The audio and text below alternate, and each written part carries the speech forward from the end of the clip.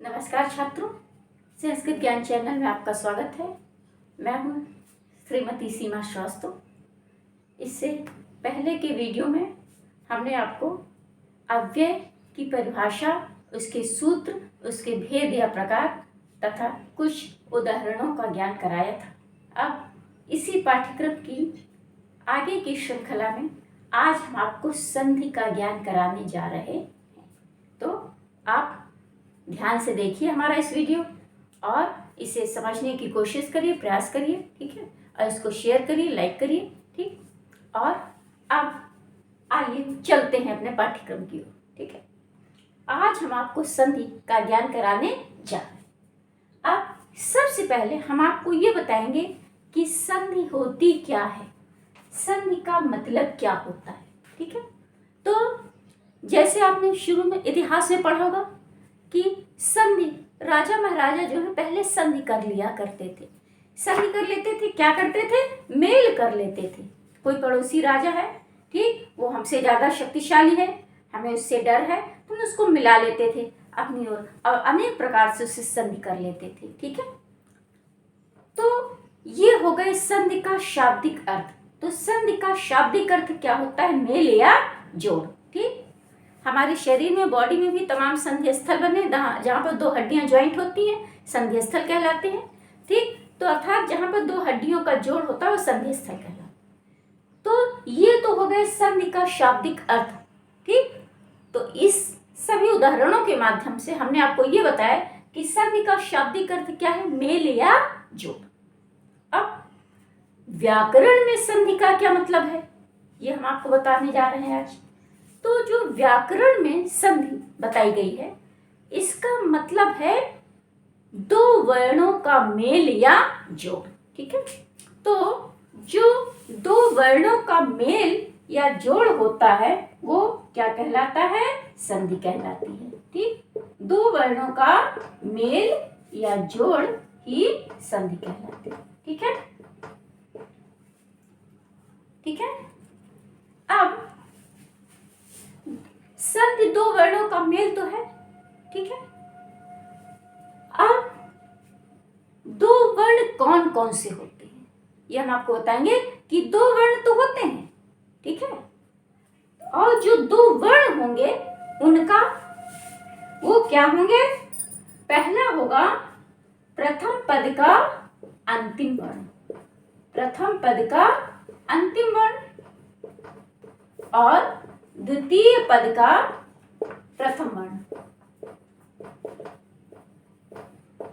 ठीक है। तो संधि क्या है, दो वर्णों का मेल या जोड़ तो है ही, लेकिन जो दो वर्ण होंगे, जो वो दो वर्ण कौन कौन से होंगे, पहला प्रथम पद का अंतिम वर्ण और द्वितीय पद का प्रथम पद, ठीक। अब हम आपको पद का संक्षिप्त मतलब भी अभी हमने लिखा कि प्रथम पद, ठीक है, प्रथम पद। तो पद का मतलब क्या है, तो पद का एक सामान्य अर्थ होता है, मतलब होता है चलती फिरती भाषा में कि जो अपना एक स्वतंत्र अर्थ दे, ठीक है, उसी को हम पद कहते हैं। और व्याकरण की भाषा में हम पद पर जाएंगे तो पद का मतलब होता है सुतिंगतम पदम, अर्थात सुबंतम तिगंतम के पद संज्ञा से, सुबंत और तिगंत पदों की पद संज्ञा होती है। ये व्याकरण की बात है, इस पर हम आगे डिटेल में चर्चा करेंगे, दूसरे टॉपिक पे, दूसरे वीडियो में इस पर चर्चा करेंगे। अभी हम आपको सिर्फ पद का एक सामान्य अर्थ, आप ये समझिए कि पद का मतलब होता है जिसका अपना एक निश्चित या स्वतंत्र अर्थ निकले, ठीक है। तो आप एक एग्जाम्पल के माध्यम हम आपसे बताएं, जैसे कि हम कहते हैं विद्याधर आलय, ठीक है। तो अब प्रथम पद हमारा क्या है, विद्या, और द्वितीय पद क्या है हमारा, आलय।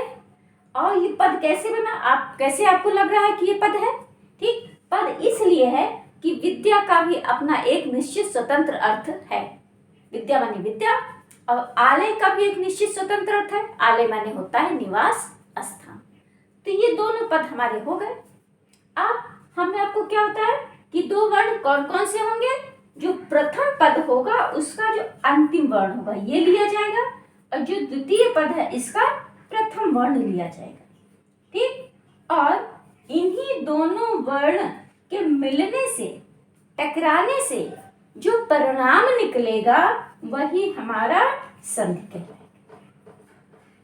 बाकी इधर से आपको कोई मतलब नहीं है, इधर से कोई मतलब नहीं, ठीक है। मतलब किससे है? प्रथम पद का जो अंतिम वर्ण होगा और द्वितीय पद का जो प्रथम वर्ण होगा, यही दोनों वर्ण के मेल का, टकराव का जो परिणाम निकलता है वही संधि कहलाती है, ठीक। तो आशा है ये छोटी सी बात आपको समझ में आ गई होगी कि व्याकरण में संधि का मतलब क्या है? दो वर्णों का मेल या जोड़। अर्थात जब दो वर्ण कौन कौन से होंगे? प्रथम पद का अंतिम और द्वितीय पद का जो प्रथम वर्ण है, यही दोनों आपस में मिलेंगे और इन मिलने का जो परिणाम होगा, मिलने के बाद दोनों जो परिणाम देंगे वही हमारी संधि कहलाएगी। तो ये हमने आपको संधि के में बहुत छोटी सी हल्की सी बात बताई, सामान्य सी संक्षिप्त सी जानकारी। अब थोड़ा सा और नीचे गहराई में आएंगे संधि के विषय में, ठीक। तो अब हम आपको ये बताएंगे कि संधि होती क्यों है, संधि की क्या आवश्यकता है, होती आवश्यकता क्या है इसकी, तो इसकी आवश्यकता क्यों पड़ती है संधि में, व्याकरण में संधि की आवश्यकता क्यों पड़ती है। तो ये हम आपको सबसे पहले बताएंगे कि आप सबको पता है कि जब हम बोलते हैं तो वर्णों का घर्षण होता है, ठीक। वर्ण टकराते हैं एक दूसरे से, ठीक। जब हम बोलते हैं तो वर्ण आपस में एक दूसरे से टकराते हैं, ठीक है। पहली चीज है क्या है? वर्णों का घर्षण या टकराव, ठीक। दूसरी चीज क्या है कि टकराव होता क्यों है? क्यों टकराव होता है? अत्यंत समीपता के कारण, ठीक है। वर्णों का टकराव होता है पहली चीज, और दूसरी चीज वर्णों का टकराव क्यों होता है? सान्निध्य के कारण, समीपता के कारण, ठीक है।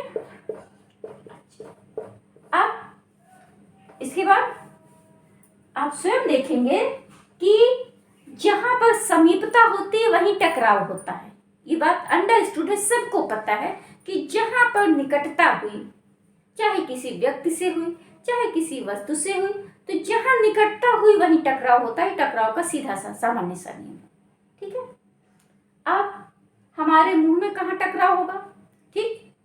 अब तो बोलते समय क्या होता है? वर्णों का घर्षण होता, हम आपको पहले ही बता चुके हैं, ठीक है। तो टकराव क्यों होता है? कि उच्चारण स्थान की निकटता, व्याकरण में वर्णों का टकराव क्यों होगा? उच्चारण स्थान की निकटता के कारण, ठीक है। जब हम बोलते हैं तो आपस में एक जो उच्चारण स्थान है एक दूसरे को टच करते। मुख हमारा एक है, मुख से ही सभी बोलते हैं, अन्य अंगों से कोई बोलता नहीं, ये बात सबको पता है। मुख एक है और मुख के भीतर उच्चारण स्थान अनेक है, ये भी सबको पता है। क्या? जैसे कि कंठ है, तालु है, जिह्वा है, मूर्धा है आदि, ठीक है। तो मुख एक है, उच्चारण स्थान अनेक हैं और सब एक दूसरे से सटे हुए हैं, निकटता है, ठीक है। तो इसी कारण वर्णों का आपस में एक दूसरे से टकराव होता है और यही टकराव का जो परिणाम होता है वही हमारी संधि कहलाती है व्याकरण की भाषा में, ठीक है। तो ये बात आपको समझ में आ गई होगी सामान्य भाषा में कि संधि क्या है? दो वर्णों का मेल या जोड़। और दूसरी चीज ध्यान दीजिएगा एक बात पर कि जो हमने दो वर्ण लिखे थे, ठीक है, तो दो वर्ण का मतलब मिनिमम है ये हमारा। दो वर्ण कम से कम होने चाहिए, दो से अधिक हो सकते हैं, तीन हो सकते हैं, लेकिन दो से कम नहीं हो सकते। ये मिनिमम हमने बताया था, आपको याद रखिएगा कि दो वर्ण का मेल है, टकराव है, और मिनिमम दो वर्ण, दो से अधिक हो सकते हैं लेकिन दो से कम नहीं हो सकते, ठीक।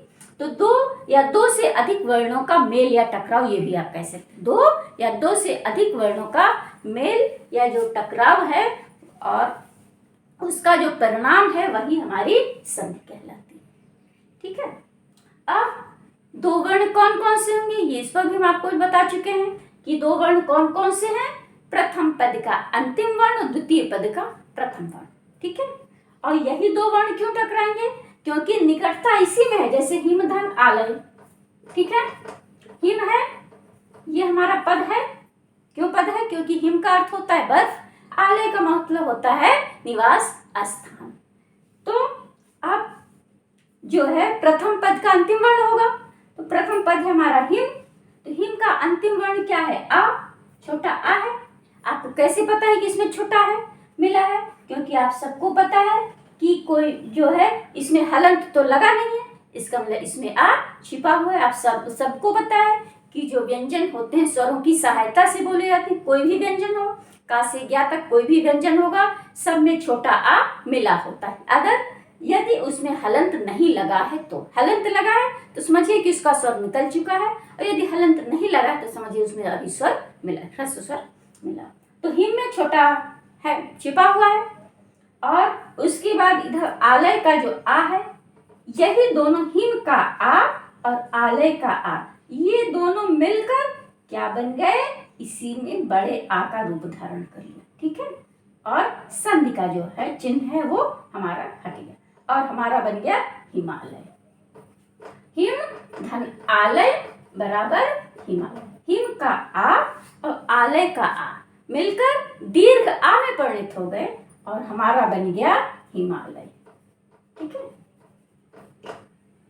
तो संधि के बारे में हमने आपको बता दिया। अभी फिर से आपको एक बार बता देते हैं कि संधि क्या है। व्याकरण में संधि क्या है? दो वर्णों का मेल या जोड़। दो या दो से अधिक वर्णों का मेल या जोड़ है, उसी का जो परिणाम है वही संधि कहलाती है। ठीक है। अब दो वर्ण कौन कौन से होंगे? वो प्रथम पद का अंतिम वर्ण और द्वितीय पद का प्रथम वर्ण, इन्हीं दोनों में संधि में टकराव होगा। और टकराव क्यों होगा? क्यों? क्योंकि इनमें निकटता है। हिम में का जो माँ है, इसके बाद आलय ही बोलना है, तो इसी में टकराव होगा। इसी के दो वर्णों का जो टकराव होगा, उसका जो परिणाम होगा वही संधि। हिम का आ और आलय का आ टकराया और टकराकर ये दीर्घ आ में परिणित हो गया। तो ये जो दीर्घ आ है वो संधि का ही रूप है। ठीक है। तो ये हमने आपको संधि के बारे में बहुत छोटी सी एक बेसिक सी बात बताई। ठीक है ना। अब हम आपको ये भी बताएंगे कि जो संधि है क्या वो अनिवार्य है या ऐच्छिक है। एक प्रश्न इस पर भी बनता है। एक ये भी बात होती है कि संधि करके बोलना अनिवार्य है या ऐच्छिक है। ठीक, हम संधि करके बोलना हमारा जरूरी है कि हमारी इच्छा पर हो। तो इसके लिए भी व्याकरण शास्त्र में एक सूत्र बताया गया है। ठीक है। क्या बताया गया है? उसको सूत्र को मैं लिख देती हूँ। कहा गया है कि संहितैक पदैक नित्या नित्या नित्या नित्या धातु उपसर्गयोः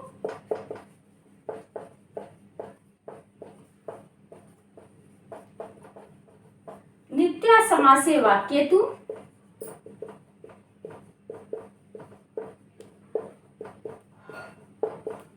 सा विवक्षाम अपेक्षते।